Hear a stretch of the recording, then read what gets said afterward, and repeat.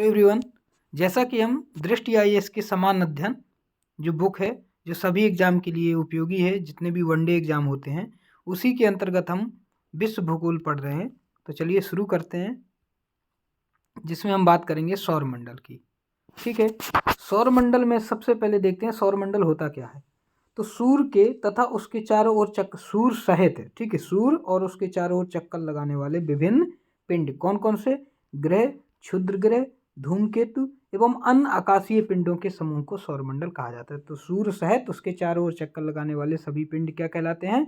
सौरमंडल कहलाते हैं। सौरमंडल में वर्तमान में 8 ग्रह हैं। अब इन 8 ग्रहों के बारे में जो फैक्ट है मुख्य, जैसे इनका साइज, आकार या साइज के आकार, इनका जो डिक्रीजिंग ऑर्डर है, घटते क्रम में है। यानी सबसे बड़ा आकार किसका है ग्रहों में? साइज बृहस्पति का है और सबसे छोटा साइज है बुध का। यदि इसी क्रम को नीचे की ओर या डिक्रीजिंग ऑर्डर में आते हैं तो बृहस्पति बड़ा, उसके बाद उससे छोटा शनि, उससे छोटा अरुण, वरुण, पृथ्वी, शुक्र, मंगल या बुध। या बढ़ते क्रम में जाए तो सबसे छोटा आकार बुध का है, उससे बड़ा आकार मंगल का, उससे बड़ा शुक्र का, शुक्र से बड़ा पृथ्वी और पृथ्वी से बड़ा वरुण, फिर अरुण, शनि और बृहस्पति। तो साइज में सबसे बड़ा बृहस्पति, सबसे छोटा बुध। साइज के बाद हम बात करें मास यानी द्रव्यमान। द्रव्यमान सबसे बड़ा है बृहस्पति का और सबसे कम द्रव्यमान है बुध का। तो सबसे कम द्रव्यमान या मास बुध, सबसे ज़्यादा बृहस्पति। क्रम सेम रहेगा।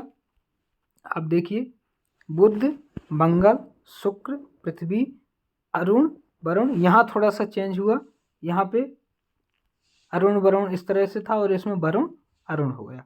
ठीक है, तो ये ध्यान रखना है। अब डेंसिटी के आधार पे यदि हम बात करें तो सर्वाधिक डेंसिटी है, डेंसिटी की यदि हम बात करें, ये सब हम किस बात में बात करेंगे? डिक्रीजिंग ऑर्डर में। तो सबसे अधिक डेंसिटी है पृथ्वी की। ओके, पृथ्वी की सबसे कम डेंसिटी है, सबसे ज़्यादा डेंसिटी पृथ्वी की है और सबसे कम डेंसिटी शनि की है। शनि की इतनी कम डेंसिटी है कि ये पानी में भी तैर जाएगा, तो आपको ध्यान रखना है। अब यदि हम परिक्रमण अवधि की बात करें, यानी सबसे जल्दी परिक्रमा कौन लगाएगा, तो जो सूर्य के सबसे पास होगा वो सबसे जल्दी परिक्रमा लगाएगा, जो सूर्य के सबसे दूर होगा वो देर से परिक्रमा लगाएगा। तो वरुण, तो परिक्रमा और सूर्य से दूरी, तो सबसे ज़्यादा दूरी किसकी है? वरुण की, तो सबसे देरी में परिक्रमा करेगा। सबसे पास बुध है तो सबसे जल्दी परिक्रमा करेगा।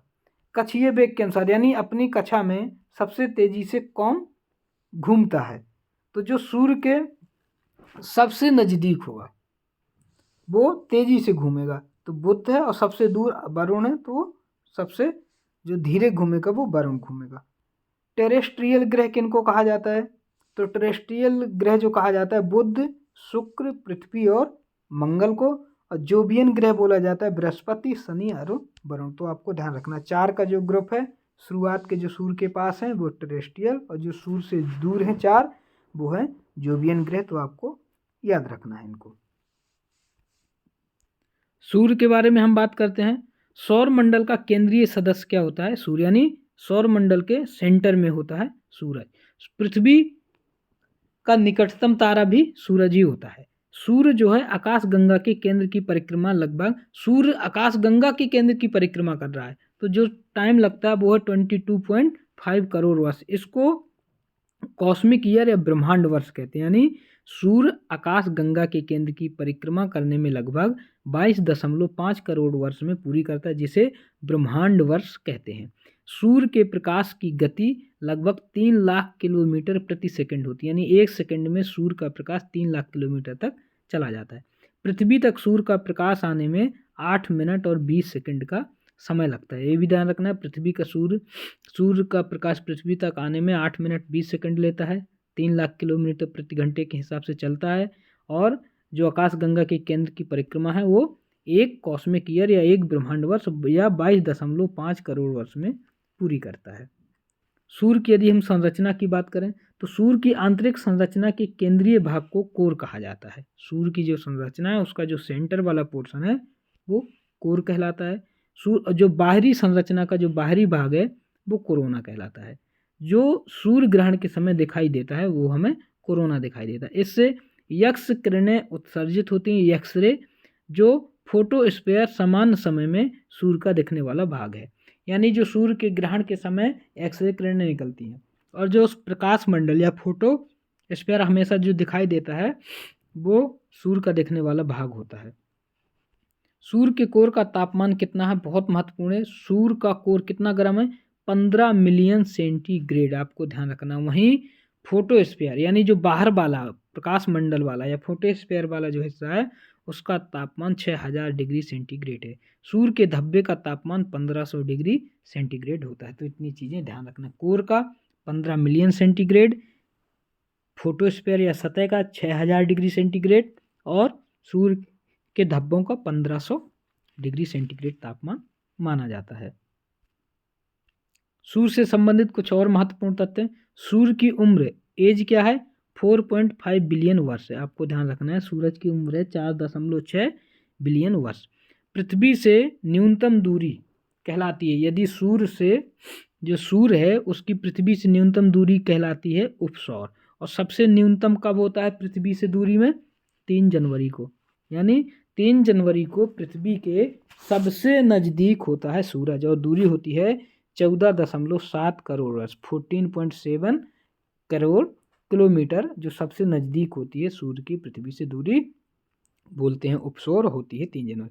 सबसे दूर कब होता है सूर्य, वो 4 जुलाई को होता है। इस स्थिति को अपसौर बोलते हैं कि पृथ्वी से अधिकतम दूरी में जब सूर्य होगा तो उसको अपसौर बोलेंगे, जो होता है 15.21 15.21 करोड़ किलोमीटर 4 जुलाई को होता है। पृथ्वी से औसत दूरी कितनी सूर्य की, वो है 14.96 करोड़ किलोमीटर, 14.96।